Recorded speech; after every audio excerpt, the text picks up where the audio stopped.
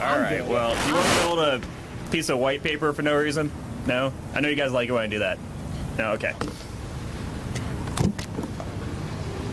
Megan, did you drop this again, or is this just... Okay. Yeah, sure is. Yeah, give me a thumbs up. We're on. Okay, we're on. Hey everyone, welcome to our weekly press conference. Today we're going to go over really our winter plan. We know that we're joined outside today, and we're on site at our annual salt and for our annual salt and sand update. So we'd like to provide just a reminder about our standard winter weather response. So as always, of course, we're happy to provide updates for each winter storm as needed. The high today is 68, believe it or not, but the temperature is expected to drop over 20 degrees tomorrow and get below freezing. That means it's officially snowplow season. We are above the minimal staffing level and currently have 156 drivers. Nevertheless, we welcome anyone interested in joining the city in our snow response effort. We're always looking for more CDL drivers to fill in as people transfer out or retire. So our fleet consists of 8 brine trucks for pre-treatment, over 60 trucks with plows and salt and sand spreaders, and then 3 dispatch locations, including the one we're at today.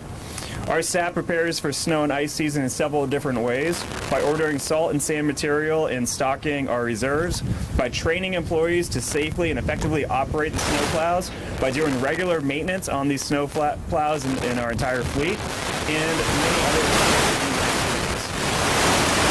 As we enter the winter, we have approximately 6,000 tons of 50/50 salt sand mix on hand, and we have roughly 17,500 tons of straight salt available in reserves, enough to make an additional 35,000 tons of salt sand mix as needed. When winter weather does hit the streets are treated as a top priority. With over 5,000 lane miles and limited resources, it is impossible to effectively treat all our city streets. So we first focus on the 1,500 lane miles of emergency routes and major arteries, paying special attention to major traffic routes serving hospitals, emergency facilities, and of course our public schools. We then focus on the remaining secondary arteries and residential school access streets, which account for an additional 300 lane miles. So just a reminder, the city of Wichita does not maintain the federal and state roadways like K96, I-135, I-235, and Kellogg. On average, we use about 1,000 tons of salt and sand mix. The type and amount of precipitation, how cold the temperatures are, and how long the event lasts. So I want to commend Alan King and his dedicated team for working long hours to keep our streets as safe as possible during the winter. I also want to add that in the interest of safety, we will not be granting ride-alongs in our plows. As we encounter winter weather this season, you can follow along with the city's Twitter for updates, city Twitter account for updates, and track snow operations at wichita.gov/Whipple. So with that, we can take questions, and we have staff on hand who can hopefully help us with any more technical questions about our plan to keep folks safe. While he's putting that in, I'll ask one. So you said that you were over the minimum number of staffing. Are you fully staffed, or where exactly are you standing as far as how much help this is? Yeah, let me just double check that note. So we're above minimal staffing efforts, and we have 156 drivers on hand. But of course, we are asking for folks who might be interested in work for the city, who have a CDL or interested in getting a CDL to check it and hopefully apply. We are above minimum staffing levels, but we can always pretty much extend the bench because we want to make sure that we have folks who are ready to work and get out there to keep our streets safe on call, depending on how big an event might be. Regarding that CDL, is that something person if they don't have it, would the city be willing to take that? That's a really good question. We do that when it comes to our buses for folks who want to be bus drivers, and we also do it for folks who want to drive plow trucks. And we actually have some staff on hand who might be able to talk a little more in depth with that. Is there anybody who would like to respond to obtain? I'll go ahead and close this. I'm Aaron Henning with Public Works and Utilities. We absolutely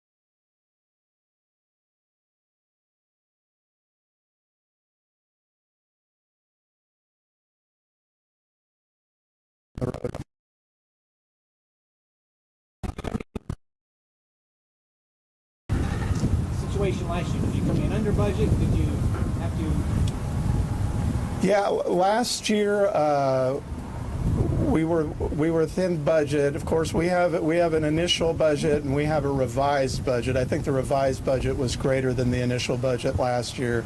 That's the case again this year. We have a revised budget that we're within now. But in the event that we do go over that budgeted amount, there is a $750,000 reserve that the City Council has approved to be used for snow and ice. And then beyond that, we also have authorization to use savings elsewhere in the department to cover anything on snow and ice. Yeah, we consider street preparation and snow removal as part of our public safety plan. So in addition to police and fire, if there was a situation where we needed more resources, the city council would be more than happy to find those resources and make sure we are keeping people as safe as possible during snowstorms. Also, just can't express enough how useful our city, the official City of Wichita Twitter account is when it comes to snowstorms. Please follow that. Our comms team is able to post really up to the minute just evaluations of the conditions and also what we're doing in response to those conditions. So it's really important that folks stay in the loop so you give yourself that extra time to get to work or get the kids to school so that we can do so safely. Further questions? See none. Thanks a lot, guys.